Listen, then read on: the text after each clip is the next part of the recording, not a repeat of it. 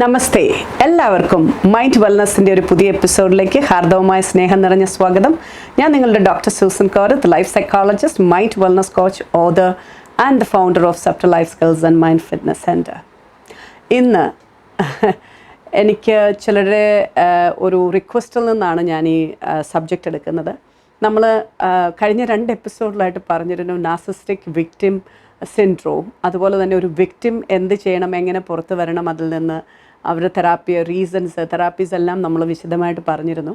പക്ഷെ അന്നേരം എനിക്ക് ചിലരിൽ നിന്നൊരു ക്വസ്റ്റ്യൻ ഉണ്ടായി, ഈ നാർസിസിസ്റ്റിക് എങ്ങനെയാണ് അതങ്ങനെ ആകുന്നത്, അത് നമുക്ക് നേരത്തെ പ്രിവെൻറ്റ് ചെയ്യാൻ പറ്റുമോ, അതിനെപ്പറ്റി ഒന്ന് അറിഞ്ഞാൽ വളരെ ഉപകാരമായിരുന്നു എന്നുള്ള രീതിയിൽ. അപ്പം ഞാൻ ഓർത്തു അതും കൂടെ ഒന്ന് സംസാരിച്ചാൽ ഇത് കംപ്ലീറ്റ് ആകുമല്ലോ എന്ന് കരുതിയിട്ട് ഞാൻ ഇന്ന് എടുക്കുന്നത് നാർസിസിസ്റ്റിക് പേഴ്സണാലിറ്റി ഡിസോർഡറാണ്.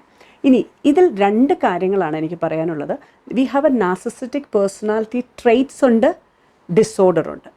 ട്രെയ്റ്റ്സ് എന്ന് പറയുന്നത് നമുക്ക് വലിയ കുഴപ്പമില്ല. ട്രെയ്റ്റ്സ് അത് നമുക്ക് ചില കാര്യങ്ങളിൽ വളരെ സക്സസ്ഫുൾ ആകാൻ നമ്മളെ സഹായിക്കും. അതിനകത്ത് കുറച്ച് എലമെൻറ്റ്സ് ഒക്കെ നമ്മളിലേക്ക് നമ്മൾ അപ്ലൈ ചെയ്ത് കഴിഞ്ഞാൽ, ഇപ്പം നമ്മൾ പറയണം കുറച്ച് ആ ഒരു വളരെ അൺഎംപത്തറ്റിക് ആയിട്ടുള്ള approach when certain situation people try to എന്താ പറയുക, നമ്മളെ ചീറ്റ് ചെയ്യാനോ അങ്ങനെയൊക്കെ പോകുമ്പോൾ അവരോട് കുറച്ച് ആറ്റിറ്റ്യൂഡ് അങ്ങനെ എടുക്കാൻ പറ്റും. അതുപോലെ തന്നെ നമ്മൾ സക്സസ്സിലേക്ക് പോകുമ്പോൾ മറ്റുള്ളവരോട് ഒത്തിരി അങ്ങ് എംപത്തറ്റിക് ആകാൻ പോയി കഴിഞ്ഞാൽ നമ്മുടെ കാര്യങ്ങൾ നടക്കില്ല. അങ്ങനെയൊക്കെ പല കാര്യങ്ങളുള്ളപ്പോൾ ഒരു ലീഡർഷിപ്പിലേക്കും ഒരു ഡിസിഷൻ മേക്കിലേക്കൊക്കെ പോകുമ്പോൾ അതിൻ്റെ ചില ട്രേറ്റ്സുകൾ നമുക്ക് വരുന്നത് നല്ലതാണ്.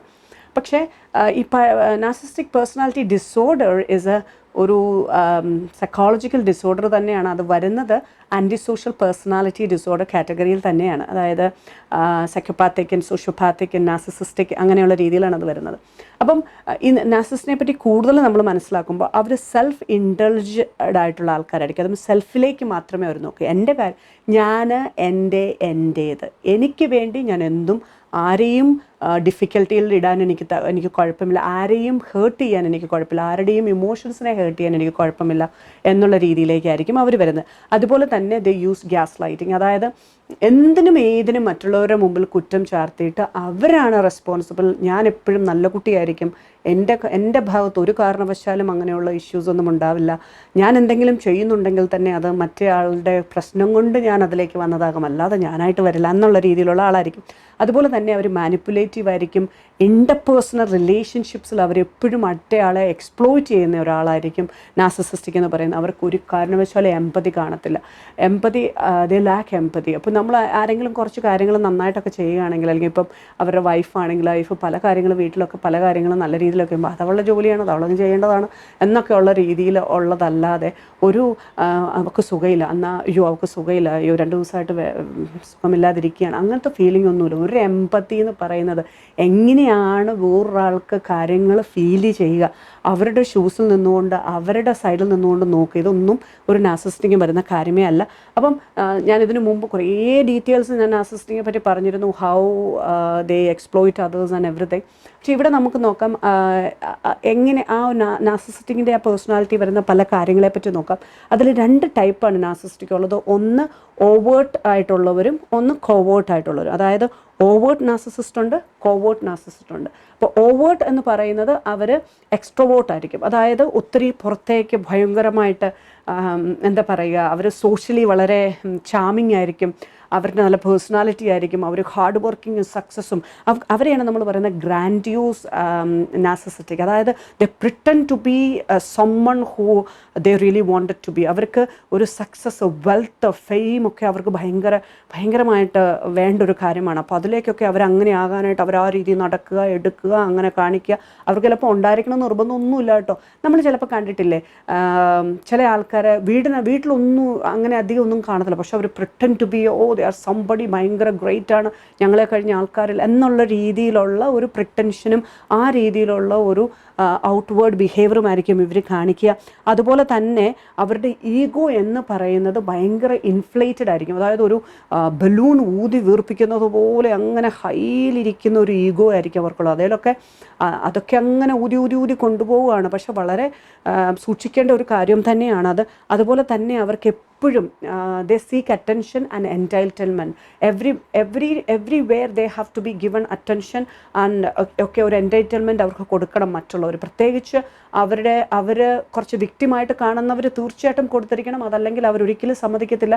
നമുക്ക് ചിലപ്പോൾ കാണാം ഒരു ഭാര്യ ഭർത്തൃ ബന്ധത്തിലൊക്കെ എന്തെങ്കിലും ഇഷ്യൂ ഉണ്ടായാൽ even if it was his mistake, wife has to go behind him, sorry അതങ്ങനെയാണ് ഇങ്ങനെയാണെന്നൊക്കെ പറഞ്ഞിട്ട് ഈവൻ ആ രീതിയിൽ പോലും they will not accept any kind of lowering their ego. അതുപോലെ തന്നെ ഭയങ്കര അരഗൻസ് ആയിരിക്കും അവർക്കുണ്ടായിരിക്കുക. അവർക്കൊരു ഒരു ഒരു ഒരു എന്താ പറയുക, ഒരു ഹംബിൾനെസ്സോ അല്ലെങ്കിൽ നമുക്കൊരു ഫീലിംഗ് ഫോർ അതേഴ്സ് ഒക്കെ, ഒരു ഇമോഷണൽ അങ്ങനെയുള്ള കാര്യങ്ങളൊക്കെ അവർക്ക് വളരെ കുറവായിരിക്കും. അതുപോലെ തന്നെ അവരൊരു ഫാൻറ്റസൈസ്ഡ് വേൾഡ് ഓഫ് സക്സസ് ആൻഡ് ഫെയിമിലൊക്കെ ഇങ്ങനെ ഇരിക്കും. അങ്ങനെയാകണം ഇങ്ങനെയാകണം അതാണ് ഇതാണ്, അല്ലെങ്കിൽ അവർക്ക് ഏറ്റവും നല്ല രീതിയിലുള്ള വെഹിക്കിൾ അവർ ചിന്തിക്കുന്നത് പോലത്തെ വേണം. അതുപോലെ തന്നെ അവർ എൻജോയ് ചെയ്യുന്ന മിക്കവാറും ഇവർ വളരെ ബ്രാൻഡഡ് ആയിട്ടുള്ള കാര്യങ്ങളാണ് ചെയ്യുക. അവർ ഒരുങ്ങി വളരെ പ്രസൻറ്റബിൾ ആയിട്ടൊക്കെ ആയിരിക്കും അവർ പോവുക. അപ്പം എക്സ്റ്റേണൽ വേൾഡിന് അവരെപ്പോഴും ഒരു ഭയങ്കര നല്ലൊരു എന്താ അവസ്ഥ, എന്ത് നല്ല മനുഷ്യൻ, എന്തൊരു ക്യാരിയിങ് പേഴ്സണാലിറ്റി എന്നൊക്കെ നമുക്ക് തോന്നാനായിട്ട് സാധ്യതയുള്ള രീതിയിലാണ് ഈ ഗ്രാൻഡ്യൂസ് നാർസിസിസ്റ്റ് അല്ലെങ്കിൽ ഓവേർട്ട് നാർസിസിസ്റ്റിക്. അവർ പുറത്തേക്ക് അത് എക്സ്പ്രസ് ചെയ്യും. ഇനി അടുത്ത കാറ്റഗറിയാണ് covert narcissist or vulnerable narcissist. അതായത് അവർ ഇൻട്രോവേർട്ടാണ്. അവരധികം പുറത്തേക്ക് ഇങ്ങനെ ഭയങ്കരമായിട്ട് കാണിക്കില്ലെങ്കിൽ പോലും അവരും ഈ കാറ്റഗറിയിൽ തന്നെയാണ് വരുന്നത്. അവരൊരു വൾണറബിൾ പീപ്പിളായിരിക്കും, അതുപോലെ തന്നെ ഇൻട്രോവേർട്ടുമായിരിക്കും. അപ്പോൾ അവരെ നമ്മൾ വിളിക്കുന്നതാണ് വൾണറബിൾ നാർസിസിസ്റ്റ് അല്ലെങ്കിൽ കോവേർട്ട് നാർസിസിസ്റ്റ്. അവരെല്ലാം ഉള്ളിലേക്കായിരിക്കും കൂടുതൽ കൊടുക്കുന്നത്. അവർക്കൊരു കാരണവശാലും ക്രിറ്റിസിസം എടുക്കാൻ പറ്റില്ല. ഈവൻ ഗ്രാൻഡ്യോസ് അവർക്കും എടുക്കാൻ പറ്റില്ല. പക്ഷെ അവർ ആ സോഷ്യലി ഇതൊക്കെ ഉള്ളിടത്ത് അതിനെ അങ്ങ് മാനേജ് ചെയ്ത് ചിലപ്പോൾ അങ്ങനെ അങ്ങ് വിടും. പക്ഷേ വീട്ടിൽ വന്നിട്ടായിരിക്കും ചിലപ്പം അത് എക്സ്പ്രസ് ചെയ്യുന്നത്. പക്ഷേ ഇവർ ഭയങ്കര വൾണറബിൾ ആയതുകൊണ്ട് തന്നെ they can not take criticism. They mostly keep away from such people. അതുപോലെ തന്നെ നമ്മൾ വീട്ടിലൊക്കെ ആണെങ്കിലും ഒരു കാര്യം അവരെ കുറ്റം പറയാൻ പറ്റത്തില്ല. കുറ്റം പറഞ്ഞു കഴിഞ്ഞാൽ പിന്നെ അവിടെ മൊത്തം കഴിഞ്ഞു. അവർക്ക് ഒരു രീതിയിലും അതെടുക്കാൻ പറ്റാത്തൊരവസ്ഥയാണ്. അടുത്തതെന്ന് പറയുന്നത് അവർക്കും ഒരു ഗ്രാൻഡ്യോസ് ഫീലിംഗ് ഉണ്ട്. അവർ കുറച്ച് ഹൈ അച്ചീവേഴ്സ് ആണ്. അവർ ചെയ്യുന്ന കാര്യങ്ങളൊക്കെ ഏറ്റവും നന്നായിട്ട് ചെയ്യത്തുള്ളൂ. അപ്പം അവരെപ്പോലെ നന്നായിട്ട് ആ കാര്യം ചെയ്യാൻ കഴിവുള്ള വേറെ ആൾക്കാരില്ലായിരിക്കും എന്നുള്ളതൊക്കെ. ചിലപ്പോൾ കഴിവുകളൊക്കെ ഉണ്ടെങ്കിൽ പോലും ഇവർ ഈ കോവേർട്ട് അല്ലെങ്കിൽ ഇൻട്രോവേർട്ട് ആയതുകൊണ്ട് തന്നെ ഇവർക്കിത് എക്സ്പ്രസ് ചെയ്യാനായിട്ട് ബുദ്ധിമുട്ട് വന്നു കഴിയുമ്പോൾ എന്താ സംഭവിക്കുകയെന്ന് വെച്ച് കഴിഞ്ഞാൽ they fail in achieving their passion, they failing achieving their goals. പിന്നെയാണെങ്കിൽ അവരെ 100 കുറ്റം കണ്ടുപിടിക്കും. അപ്പോൾ അവർ എന്താ ചെയ്യാന്ന് വെച്ച് കഴിഞ്ഞാൽ ഞാനില്ല കാര്യങ്ങളൊന്നും നടക്കത്തില്ല, ഞാനെല്ലാം ചെയ്യുന്നത്. എന്നിട്ട് ബാക്കിയുള്ളവരുടെ അച്ചീവ്മെൻറ്റ്സും ബാക്കിയുള്ളവരുടെ കഴിവുകളെ എല്ലാം അവർ കുറച്ച് കാണും. അപ്പം ഫോർ എക്സാമ്പിൾ നമ്മളിപ്പോൾ പറയുകയാണ്, ഓക്കെ ഒരാളൊരു ജോലിയിൽ ഏറ്റവും നന്നായിട്ട് വന്നു എന്നിരിക്കട്ടെ. അതായത് നല്ല രീതിയിൽ അങ്ങനെ വരുമ്പോൾ ഇങ്ങനെ ഈ ഒരു വ്യക്തിത്വമുള്ളവർ പറയുന്നത് അവൻ അങ്ങനെ വന്നതിന് കാരണം എന്നാണെന്നറിയാവോ, ഞാൻ ഇങ്ങനെയൊക്കെ ചെയ്തതുകൊണ്ട് അവനതങ്ങനെ വരാൻ പറ്റി എന്നുള്ള രീതിയിൽ മറ്റുള്ളവരുടെ അച്ചീവ്മെൻറ്റ്സിനെ ഒന്നും നമുക്ക് വില കൊടുക്കാൻ പറ്റില്ല. നമ്മുടെ അച്ചീവ്മെൻറ്റ്സ് അതല്ലെങ്കിൽ നമ്മൾ പറയും ഞാൻ വിശ്വസിക്കാത്ത കാര്യം, ഞാൻ അക്സെപ്റ്റ് ചെയ്യാത്ത കാര്യം ഒന്നും ഞാൻ വേറൊരാൾക്കുണ്ടെന്നുള്ളത് ഞാൻ അക്സെപ്റ്റ് ചെയ്ത് വരത്തില്ല. അവിടെ ഞാൻ ഫോൾട്ട് കണ്ടു, അതൊന്നും ശരിയാകാൻ സാധ്യതയില്ല, അതൊന്നും അങ്ങനെയല്ല പോവുക, ഞാൻ പറഞ്ഞു തരാം കാര്യങ്ങൾ എങ്ങനെയാണ് പോവുക എന്നുള്ള രീതിയിലുള്ള ഒരു അപ്രോച്ച് അവർക്ക് ഉണ്ടാകാനുള്ള സാധ്യതയുണ്ട്. അടുത്തതെന്ന് പറയുന്നത് ഇവർ പെട്ടെന്ന് തന്നെ അവർക്ക് പെട്ടെന്ന് ഹേർട്ടാവും. എന്ത് കാര്യവും ഭയങ്കര ഹേർട്ടായിട്ട് നമുക്ക് ഭയങ്കര പാടാണ് ഇവരെ ഹാൻഡിൽ ചെയ്യാൻ കിട്ടുമോ. എന്ത് കാര്യവും ഇവരെ ഹേർട്ട് ചെയ്യും. എന്നിട്ട് അവരൊരു സെൽഫ് പിറ്റി, എന്നെ നോക്കാൻ ആരുമില്ലല്ലോ, ഞാൻ എന്തൊക്കെ ചെയ്താലും ആർക്കത് കാണാനില്ലല്ലോ എന്നൊക്കെ പറഞ്ഞിട്ടൊരു സെൽഫ് പിറ്റിയിൽ എനിക്ക് സെൽഫ് ഇമ്പോർട്ടൻസും ആ അറ്റൻഷനും കിട്ടാൻ വേണ്ടിയിട്ട് അവർ ട്രെയിൻ. പലപ്പോഴും അത് ഡിപ്രഷൻ അല്ലെങ്കിൽ ആ രീതിയിലുള്ള ഒരു ലോ പ്രൊഫൈലൊക്കെ പോകാൻ സാധ്യതയുണ്ട്. അതുപോലെ തന്നെ ഞാൻ ഈ പറഞ്ഞതുപോലെ തന്നെ വേറൊരാൾ മുമ്പോട്ട് കയറിപ്പോൾ നമ്മൾ പറയത്തില്ലേ, ഇവർ എങ്ങനെയാണ് എൻ്റെ കൂടെ ഉണ്ടായിരുന്നതെന്ന് എനിക്കറിയാം, ഇവനെങ്ങനെയാണ് ഈ പൊസഷനിലേക്ക് പോയെന്നൊക്കെ പറഞ്ഞിട്ട് അവർക്ക് മറ്റുള്ളവരുടെ പൊസഷനോടൊരു എൻവി വരാൻ സാധ്യതയുണ്ട്. അതുപോലെ തന്നെ ഡിസ്റിഗാർഡ് ടു അതേഴ്സ്, അതായത് മറ്റുള്ളവരെ റെസ്പെക്റ്റ് ചെയ്യുക, മറ്റുള്ളവരുടെ അച്ചീവ്മെൻറ്റ്സിനെ അക്സെപ്റ്റ് ചെയ്യുക, മറ്റുള്ളവരോട് എമ്പതി തോന്നുക, ഇതൊന്നും ഇവർക്കും കാണത്തില്ല. അപ്പോൾ ഏകദേശം സിമിലർ ആയിട്ട് വരും. ഒന്നിനകത്ത് അതായത് കോവേർട്ടിനകത്ത് അവർ മോർ എക്സ്പ്രസീവും ഭയങ്കര ഇതായിട്ട് വരും. ഓവേർട്ടിനകത്ത് മോർ എക്സ്പ്രസീവ് ഇതുമൊക്കെ ആയിട്ട് വരും. കോവേർട്ടിനകത്ത് അവർ വൾണറബിൾ ആയിരിക്കും, കുറച്ച് ഇൻട്രോവേർട്ട് ആയിരിക്കും. സോ എക്സ്ട്രോവേർഷൻ ഉണ്ട്, ഇൻട്രോവേർഷൻ ഉണ്ട് ഇതിനകത്ത്. അതുപോലെ തന്നെ നമ്മൾ ഇതിനെ നോക്കുമ്പോൾ തന്നെ നമുക്ക് കാണാൻ സാധിക്കും ഈ രണ്ട് കൂട്ടരിലും ഒരു ഈഗോയുടെ ഒരു കളി വരുന്നുണ്ട്.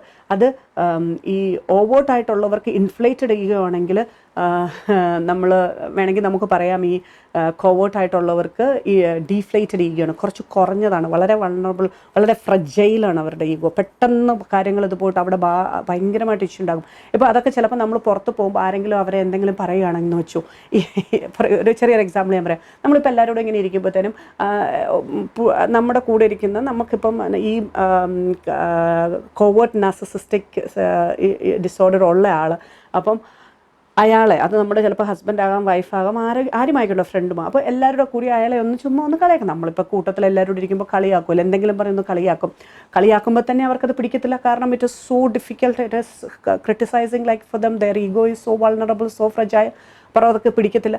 അപ്പോൾ നമ്മളതങ്ങാനും ഒന്ന് ചിരിച്ചു പോയാൽ എൻ്റെ പൊന്നെ, നമുക്ക് പിന്നെ ഒരു രീതിയിൽ നമ്മളെ അവർ ജീവിക്കാൻ സമ്മതിക്കത്തില്ല. അത് തന്നെ പറഞ്ഞുകൊണ്ടിരിക്കും, ഞാൻ അങ്ങനെ ചെയ്തപ്പോൾ നീയും കൂടെ ചിരിച്ചു, എന്നിട്ട് നീ അങ്ങനെ ആക്കി, ഇങ്ങനെ ആക്കി, അതാക്കി, ഇതാക്കി, മേലാ ഞാൻ അവിടെ പോകത്തില്ല, നിങ്ങൾ അങ്ങനെയാണ്. അത് തന്നെയായിരിക്കും അവരുടെ പറച്ചിൽ. അപ്പോൾ ഇതൊക്കെയാണ് അവരുടെ ഒരു ഇഷ്യൂസ്. ഈ നാർസിസിസ്റ്റിക് പേഴ്സണാലിറ്റി ഡിസോർഡർ ഉള്ളവർക്ക് എപ്പോഴും അപ്രൂവൽസും പ്രൈസും വേണം. അവരെ ഇങ്ങനെ നമ്മളിങ്ങനെ അക്സെപ്റ്റ് ചെയ്ത് അവരാണ് വലുതെന്നുള്ള രീതിയിൽ അവരെ ഇങ്ങനെ തൊടാതെ വളരെ ഇതായിട്ട് ഹൈ ഇതിൽ പൊസിഷനിൽ വെച്ചുകൊണ്ട് പോയി കഴിഞ്ഞാൽ അവർക്ക് വലിയ പ്രശ്നമില്ല.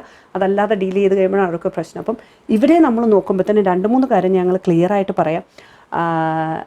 നമ്മൾ അവരുടെ കൂടുതലായിട്ട് ഇമോഷണൽ കണക്ഷൻ ഇവരുമായിട്ട് വെക്കാൻ പാടില്ല. ഞാൻ നേരത്തെ എൻ്റെ വീഡിയോ പറഞ്ഞിരുന്നു, അവരെ ഡീൽ ചെയ്യുമ്പോൾ തന്നെ നമ്മൾ ഒരു കാരണവശാലും ഇമോഷണൽ കണക്ഷൻ അവർക്ക് കൊടുക്കാൻ പാടില്ല.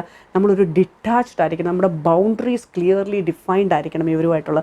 ആ ബൗണ്ടറിയിൽ നമ്മളോട് ക്ലോസ് ആയിട്ട് വരാനായിട്ട് ഒട്ടും സമ്മതിക്കരുത്. സമ്മതിച്ചു കഴിഞ്ഞാൽ നമ്മൾ പെടും. നമുക്ക് ഭയങ്കരമായിട്ട് ഇമോഷണലി അവർ നമ്മൾ ഇതിനകത്തേക്ക് കയറ്റിയിട്ട് നമ്മളെ കളിക്കാനായിട്ടുള്ള സാധ്യത വളരെ കൂടുതലാണ്. അപ്പോൾ let them deal with their situation, we just take it and just leave it. അതിനോട് ആൻസർ പറയാനൊന്നും പോകണ്ട അവർ കൂടുതലായിട്ട് ഇതാക്കുമ്പോഴത്തേനും. പിന്നെ ഇതിൻ്റെ റീസൺസ് ഇതൊക്കെ നമ്മൾ നേരത്തെ ഒക്കെ ഡിസ്കസ് ചെയ്തായതുകൊണ്ട് തന്നെ ഇനി ഞാൻ പറയാൻ പോകുന്നത് എങ്ങനെയാണ് ഒരു നാർസിസിസ്റ്റിക് ഉണ്ടാകാനുള്ള സാധ്യത. Definitely as usual we say genetical ആയിട്ടുള്ള റീസൺസ് ഉണ്ട്.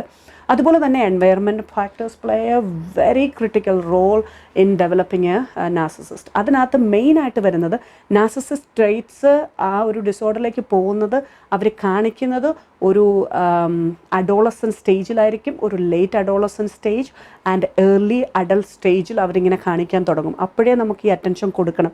അതിൻ്റെ റീസൺസ് ഞാൻ 1 by 1 ആയിട്ട് എഴുതിയിട്ടുണ്ട്, which I have seen, which I have experienced. അതിനകത്ത് ഒന്ന് എന്ന് പറയുന്നു, ഒന്നില്ലെങ്കിൽ പേരൻസോ കെയർ ടേക്കേഴ്സോ ഓവർ കെയറിങ് ആയിരിക്കും. അവർക്കാണ് ഇമ്പോർട്ടൻസ്, അവർ പറയുന്നതാണ് കാര്യം. അവരെ ഏറ്റവും കംഫർട്ടബിളായിട്ട് കൊണ്ടുപോകണം എന്നുള്ള രീതിയിൽ നമ്മൾ അവരെ കൊണ്ടുപോകുന്ന കുട്ടികളായിരുന്നിരിക്കണം ഇവർ. അപ്പോൾ അവരെന്ത് ചെയ്യും, അവർക്ക് എപ്പോഴും അങ്ങനത്തെ ഒരു ഈഗോയിലാണ് അവർ നിൽക്കുന്നത്. അതല്ലെങ്കിൽ ഓവർ നെഗ്ലക്റ്റ്, അവരെ നമ്മൾ നോക്കിയിട്ടേ ഇല്ല. അപ്പോൾ അവരെന്ത് ചെയ്യും, they want attention, they want praise, അതിന് വേണ്ടിയിട്ട് അവരുടെ മനസ്സ് തുടിക്കുന്നവരായിരിക്കും. അപ്പോൾ ഓവർ കെയറും ഓവർ നെഗ്ലക്റ്റും പറ്റില്ല. ഒരു കാരണവശാലും ഒരു കുട്ടിക്ക് നിങ്ങൾ കൊടുക്കരുത്. പല പേഴ്സണാലിറ്റി ഇഷ്യൂസും ഉണ്ടാകാൻ സാധ്യതയുണ്ട്. അതിൽ ഏറ്റവും മെയിനായിട്ടുള്ളതാണ് ഈ നാർസിസിസം, സോഷ്യോപാത്തിക് പേഴ്സണാലിറ്റി ഡിസോർഡേഴ്സ് ഒക്കെ വരുന്നത് അതിനകത്താണ്. അതുപോലെ തന്നെ over appreciation or over criticism. Over appreciation എന്ന് പറയുന്നത് നമ്മൾ ഇന്നത്തെ കാലത്തൊക്കെ ഞാൻ പറയും അത് ഭയങ്കര റോങ് ആയിട്ടുള്ള കാര്യമാണ്. പേരൻസ് അവർക്ക് എന്തിനും ഏതിനും ഫുൾ അപ്രീസിയേഷൻ, നീ അങ്ങനെയാണോ, അതാണ് ഇതാണെന്നും പറഞ്ഞ് ഇവരെ കഴിഞ്ഞിട്ട് വേറെ ആളില്ല, എൻ്റെ മകനാണ് ഏറ്റവും മിടുക്കൻ, അവൻ അങ്ങനെയാണ് ഇങ്ങനെയാണെന്നൊക്കെ പറഞ്ഞ് നമ്മൾ ചിന്തിക്കുന്നത് ചിലപ്പോൾ അവരെ അങ്ങനെ അപ്രീഷിയേറ്റ് ചെയ്യുമ്പോൾ അവരങ്ങനെ അങ്ങ് കയറി പോകുന്നില്ല. ആ ഓവർ അപ്രീസിയേഷൻ അവരെ കൊണ്ട് എത്തിക്കുന്നത് ഇതുപോലുള്ള ഇൻഫ്ലേറ്റഡ് ഈഗോസാണ് ഓർ റോങ് സെൽഫ് കോൺഫിഡൻസ്. ഇനി ഒരു കാര്യം എനിക്ക് പറയാനുണ്ട്, ഈ നാർസിസിസ്റ്റിക് പേഴ്സണാലിറ്റി ഡിസോർഡേഴ്സ് ഉള്ള എല്ലാ വ്യക്തികളുടെയും കോൺഫിഡൻസ് ലെവൽ വളരെ ലോയാണ്, വളരെ ഫ്രജൈലും വളരെ ഇൻഫ്ലേറ്റഡുമാണ് അവരുടെ ആ കോൺഫിഡൻസ്. ആ കോൺഫിഡൻസ് എന്ന് പറയുന്നത് ഒരു കാരണവശാലും ദ റൈറ്റ് കോൺഫിഡൻസ് അല്ല. അരഗൻസും ഒക്കെ ഉള്ളൊരു കോൺഫിഡൻസോ അല്ലെങ്കിൽ വളരെ ലോ പ്രൊഫൈലിൽ നിൽക്കുന്ന ഒരു കോൺഫിഡൻസോ ആണ് അവരുടെ. അപ്പോൾ അത് കവർ ചെയ്യാൻ വേണ്ടിയിട്ടാണ് അവർ ഈ കാട്ടിക്കൂട്ടുന്നതെല്ലാം കൂടുതലും. അപ്പോൾ ഈ ഒരു രീതിയിലുള്ള ട്രീറ്റ്മെൻറ്റ് കിട്ടിയ എല്ലാ വ്യക്തികൾക്കും നമുക്കറിയാം അവരുടെ ഒരു പേഴ്സണാലിറ്റി സ്ട്രോങ് ആയിട്ട് വരാൻ സാധ്യതയില്ലെന്ന്. അപ്പോൾ ഒരു കാരണവശാലും നിങ്ങളുടെ കുട്ടികൾക്ക് ഓവർ അപ്രീസിയേഷൻ കൊടുക്കാതിരിക്കുക. അതുപോലെ തന്നെ ഓവർ ക്രിട്ടിസൈസ് ചെയ്യുക. എന്തിനും ഏതിനും ക്രിറ്റിസിസിനും അതുമായിട്ട് നടന്നിട്ട് വളരെ സ്ട്രിക്റ്റും വളരെ കൺട്രോൾഡുമായിട്ടുള്ള പേരൻറ്റിങ്ങും ഒക്കെ ഒരു കുട്ടിയുടെ പേഴ്സണാലിറ്റിയെ വളരെ ദൂഷ്യകരമായിട്ട് തന്നെ ബാധിക്കും. അതുപോലെ തന്നെ കുട്ടിക്ക് ഓവർ ഇമ്പോർട്ടൻസ് കൊടുക്കുക. ആ കുട്ടിയാണ് നിങ്ങളുടെ വീട്ടിലെ എല്ലാം. ഈ കുട്ടിയല്ലാതെ വേറൊരാൾക്കും അവിടെ ഒരു വോയിസ് ഇല്ല. ഇപ്പോഴത്തെ പല ഫാമിലിയിലും ഞാൻ പറയും പേരൻസിനെ പോലും ഭരിക്കുന്നത് കുട്ടികളാണ്. അങ്ങനെയൊക്കെ വരുമ്പോൾ ഒരു നാർസിസ്റ്റിക് പേഴ്സണാലിറ്റി ഡിസോർഡറിലേക്ക് കുട്ടി പോകാനുള്ള സാധ്യത വളരെയേറെയുണ്ട്. അവൻ്റെ കാര്യം കഴിഞ്ഞിട്ടേ ഉള്ളൂ വേറെ ആരുടെയും കാര്യം. This person is very important for us എന്നുള്ള രീതി. അതുപോലെ തന്നെ വീട്ടിൽ പെൺകുട്ടികളും ആൺകുട്ടിയും ഉണ്ട്, നെവർ ഗിവ് ആൺകുട്ടി ആ രീതിയിലുള്ളൊരു ഇമ്പോർട്ടൻസ് കൊടുത്തുകൊണ്ട് വരാതിരിക്കുക. കാരണം ഇന്നത്തെ കാലത്ത് എല്ലാ പെൺകുട്ടികൾക്കും പേരൻസ് നല്ല ഈക്വൽ ചാൻസസ് കൊടുത്താൽ വരുന്ന ഒരു പെൺകുട്ടിയും ഇനിയുള്ള കാലത്ത് നാർസിസ്റ്റിക് പേഴ്സണാലിറ്റീസിനെ ഒന്നും സഹിക്കാനിടയില്ല. അതുപോലെ തന്നെ പെൺകുട്ടികൾക്കും അങ്ങനത്തെ ഒരു ചാൻസ് കൊടുക്കരുത്. ചില ഫാമിലീസൊക്കെ ഒരു കുട്ടിയും ഒക്കെ ഉള്ളിടത്ത് ഞാൻ കണ്ടിട്ടുണ്ട്. പെൺകുട്ടികൾക്കൊക്കെ ആണെങ്കിൽ പോലും അവരുടെ കാര്യമാണ് നടക്കേണ്ടത്. അവരെന്തു ചോദിക്കുന്നു, അവരെന്തു പറയുന്നു, അല്ലെങ്കിൽ അവരുടെ രീതി അനുസരിച്ചാണ് പല ഫാമിലീസിലും ഫാമിലീസും പോകുന്ന. അങ്ങനെ ഒരു കാരണവശാലും പോകാനായിട്ടുള്ള ഇട വരരുത്.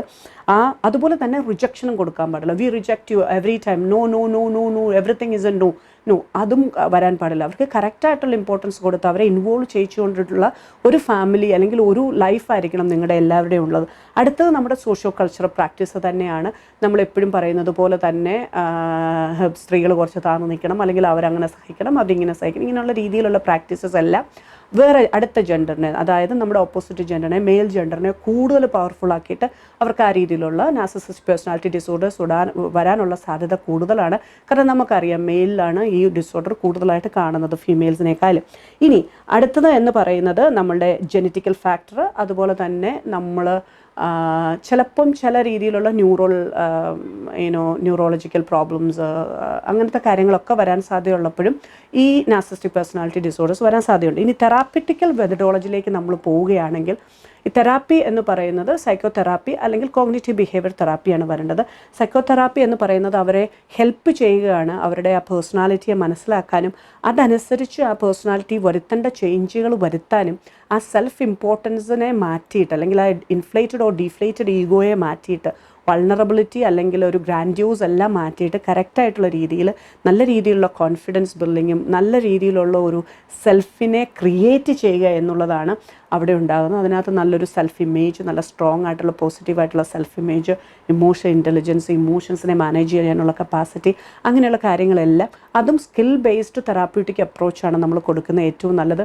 അപ്പോൾ ഇവിടെ ഏറ്റവും എസെൻഷ്യലായിട്ട് ഏറ്റവും വൈറ്റലായിട്ട് നമ്മൾ നോക്കേണ്ടത് ഇവർ കുറച്ചൊരു പ്രായമായി ഇവരുടെ ജീവിതം ജീവിച്ച് ഇവർ സ്റ്റാർട്ട് ചെയ്ത് ജീവിക്കാൻ തുടങ്ങിക്കഴിയുമ്പോൾ ഇവരെ തെറാപ്പിക്ക് കൊണ്ടുവരാൻ വളരെ ബുദ്ധിമുട്ടാണ്.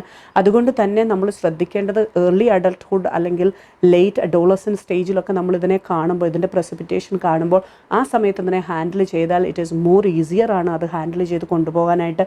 പിന്നെ വരുന്നത് നമ്മളുടെ കോഗ്നിറ്റീവ് ബിഹേവിയർ തെറാപ്പിയാണ്. അതിനകത്ത് വരുന്നത് നമ്മുടെ ബിലീഫ് സിസ്റ്റം, തിങ്കിങ് പാറ്റേൺസ്, നമ്മുടെ ആക്ഷൻസ്, തിങ്കിങ്, ബിലീഫ്സ്, ആക്ഷൻസ് എല്ലാം കൂടെ കണക്ട് ചെയ്തിട്ട് ഡിഫക്റ്റീവായിട്ടുള്ള തിങ്കിങ് പ്രാക്ടീസസിനെ മാറ്റുക. അതുപോലെ തന്നെ നമ്മുടെ പേഴ്സണാലിറ്റി സ്ക്രിപ്റ്റിങ് റോങ് ആയിട്ടുണ്ട് അതിനെല്ലാം മാറ്റുക. എന്നിട്ട് റൈറ്റ് ആയിട്ടുള്ള രീതിയിലുള്ള കണക്ഷനും തിങ്കിങ്സും അതിൻ്റെ ലോജിക്കൽ റീസണിങ്ങും ഇമോഷണൽ ആൻഡ് ലോജിക്കൽ ബ്ലെൻഡും ഒക്കെ കറക്റ്റാക്കുക. അതുപോലെ തന്നെയാണ് നമ്മൾ പറയുന്ന അവരുടെ ഇൻഡിപെൻഡൻസ് കൂടുതലായിട്ട്, അവരുടെ ഇൻഡിപെൻഡൻ്റായിട്ട് ഏറ്റവും നന്നായിട്ട് ഏറ്റവും സൂട്ടബിളായിട്ട് ജീവിക്കാനായിട്ട് ഹെൽപ്പ് ചെയ്യുക.